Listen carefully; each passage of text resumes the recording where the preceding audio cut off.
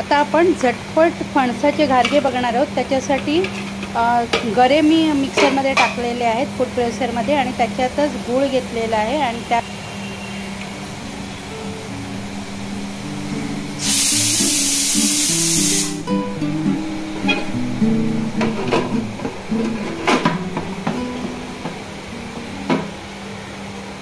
आणि तसंच मिक्सरला फूड प्रोसेसरला फिरवून मी पीठ करून घेणार आहे।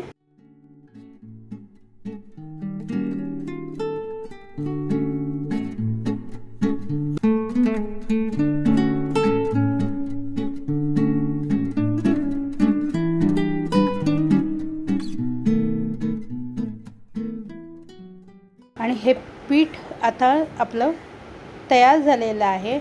ते जरासं मळून घेते आणि नंतर मग पुरीच्या साच्यात टाकून प्लास्टिक ठेवून पुरीच्या साच्यात त्याचे वडे करून ते आपण आता तळून घेणार आहोत। हे करायला फक्त तुम्हाला 10 ते 15 मिनिटं लागतात, जास्त वेळ लागत नाही। झटपट होणारे हे असे फणसाचे घारगे आहेत।